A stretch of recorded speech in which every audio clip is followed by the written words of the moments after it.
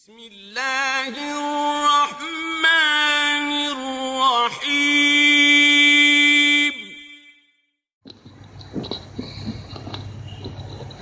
السلام علیکم ورحمۃ اللہ وبرکاتہ. بسم اللہ الرحمن الرحیم.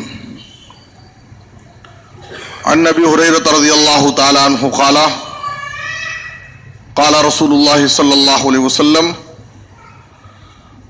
لا تجعلوا بیوتکم مقابر ان الشیطان ينفر من البیت الذی تقرأ فیہ سورۃ البقرہ. رواہ مسلم. محترم حضرات، صحیح مسلم شریف کی ایک حدیث آپ حضرات کے سامنے پیش کی گئی ہے. ابو ہریرہ رضی اللہ تعالیٰ عنہ بیان کرتے ہیں کہ رسول اللہ صلی اللہ علیہ وسلم نے فرمایا، تم اپنے گھروں کو قبرستان نہ بناؤ. شیطان اس گھر میں پناہ نہیں لیتا. شیطان اس گھر سے بھاگ جاتا ہے جس گھر میں سورہ بقرہ کی تلاوت کی جاتی ہے. گھروں کو قبرستان نہ بناؤ، اس حدیث کا کیا معنی ہے؟ شیخ ابن عثیمین رحمہ اللہ کہتے ہیں اس حدیث کا ظاہری معنی تو یہ ہے کہ قبرستان یہ مردوں کو دفنانے کی جگہ ہے. تو گھروں کو قبرستان نہ بناؤ یعنی تم گھروں میں اپنے مردوں کو دفن نہ کرو، اس لیے کہ گھر دفنانے کی جگہ نہیں ہے، قبرستان دفنانے کی جگہ ہے. یہ اس حدیث کا ظاہری معنی ہے. حدیث کا دوسرا معنی جو مشہور ہے وہ یہ کہ تم اپنے گھروں کو قبرستان کی طرح مت بناؤ. قبرستان کی طرح مت بناؤ کا کیا مطلب ہے کہ جس طرح سے قبرستان میں عبادت نہیں کی جاتی ہے، وہ عبادت کی جگہ نہیں ہے، وہاں نماز نہیں پڑھی جاتی ہے، ذکر نہیں کیا جاتا، تلاوت نہیں کی جاتی ہے. تو تم اپنے گھروں کو اس طرح مت بنا لو کہ تم اپنے گھروں میں گھر کے افراد نمازوں کی پابندی نہ کریں، گھروں میں ذکر نہ ہو، گھروں میں قرآن مجید کی تلاوت نہ ہو. تو تمہارے گھر میں اور قبرستان میں کوئی فرق نہیں، تمہارا گھر قبرستان کی طرح ہو جائے گا. تو قبرستان کی طرح اپنے گھر کو مت بناؤ، یعنی اپنے گھروں میں نمازوں کی پابندی کرو اور اللہ کا ذکر کرو، قرآن مجید کی تلاوت کرو. خاص طور پر سورہ بقرہ کی تلاوت جس گھر میں ہوتی ہے تو شیطان اس گھر میں پناہ نہیں لیتا ہے، اس گھر سے بھاگ جاتا ہے. تو گھروں میں نماز کا اہتمام کرو اور ذکر کا اہتمام کرو. صحیح مسلم کی ایک حدیث کے اندر آپ صلی اللہ علیہ وسلم نے کہا، اجعلوا من صلاتکم فی بیوتکم ولا تتخذوها قبورا. یہ اس حدیث کی تائید کے لیے یہ دلیل کافی ہے کہ آپ صلی اللہ علیہ وسلم نے کہا کہ تم اپنی نمازوں کا کچھ حصہ اپنے گھروں کے لیے رکھو اور گھر کو قبرستان مت بناؤ.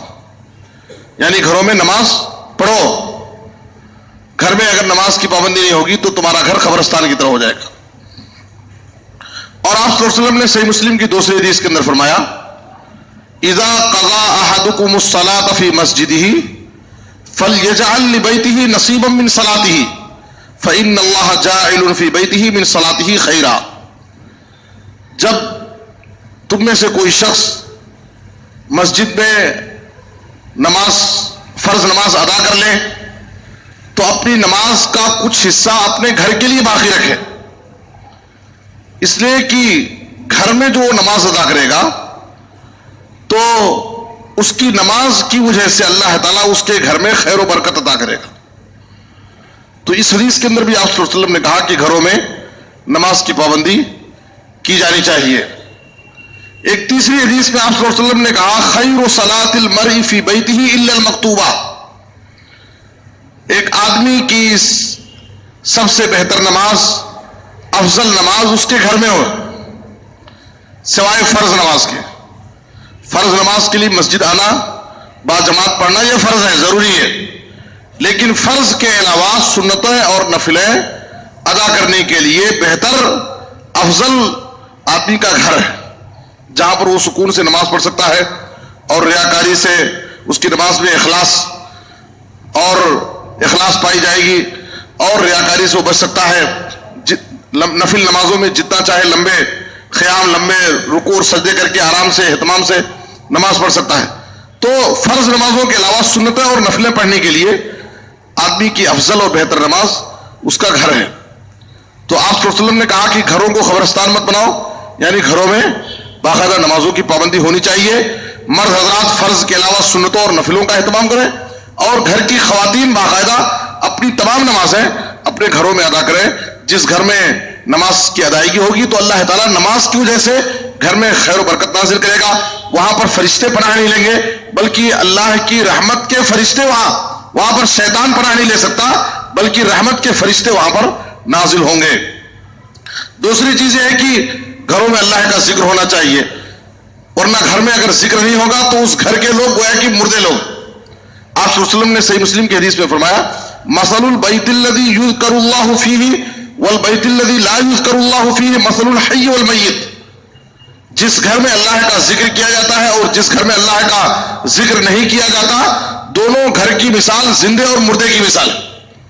یعنی جس گھر میں اللہ کا ذکر کیا جاتا ہے اس گھر کے لوگ زندہ ہیں، جس گھر میں اللہ کا ذکر نہیں ہوتا گویا کہ اس گھر کے لوگ مردہ ہیں۔ تو آپ صلی اللہ علیہ وسلم نے کہا کہ اپنے گھروں کو قبرستان مت بناؤ۔ اس کا مطلب یہ ہے کہ گھروں میں اگر گھر کے افراد ذکر کا اہتمام نہیں کریں گے، گھر میں داخل ہو رہے ہیں، گھر سے باہر نکل رہے ہیں، کھانے پر بیٹھ رہے ہیں، کھانے سے فارغ ہو رہے ہیں، مختلف مناسبتوں سے جو ذکر و اذکار کا طریقہ بتایا گیا ہے، اگر گھر کے افراد ذکر کر رہے ہیں تو اس کا مطلب گھر کے افراد زندہ لوگ ہیں۔ گھر کے افراد اگر ذکر کا اہتمام نہیں کر رہے ہیں تو اس کا مطلب یہ ہے کہ وہ گھر قبرستان ہے اور اس گھر کے افراد مردہ ہیں۔ آپ صلی اللہ علیہ وسلم نے کہا مثل الحی والمیت۔ تیسری بات یہ ہے کہ قرآن مجید یہ سراپا خیر و برکت کا نام ہے۔ قرآن مجید خیر و برکت ہے پڑھنے والے کے لیے بھی، اور جس جگہ قرآن مجید کی تلاوت کی جائے، جس جگہ قرآن مجید پڑھی جاتی ہے وہ جگہ بھی خیر و برکت کی جگہ ہے۔ قرآن مجید مکمل پورا قرآن خیر و برکت کا ذریعہ ہے۔ اس میں سورہ بقرہ کی خاص فضیلت ہے۔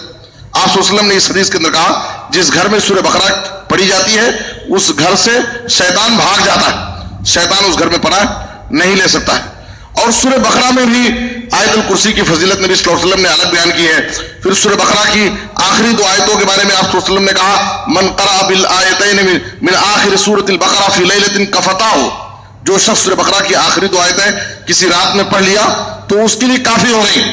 جنوں اور شیاطین کے شر سے، آفتوں اور بلاؤں سے بچانے کے لیے وہ آیتیں کافی ہیں، دو آیتیں جو شخص پڑھ لیتا ہے۔ اور آپ صلی اللہ علیہ وسلم نے سورہ بقرہ کے بارے میں کہا صحیح مسلم میں اقرؤوا سورۃ البقرہ فإن أخذها برکہ وترکها حسرہ ولا تستطيعها البطلہ۔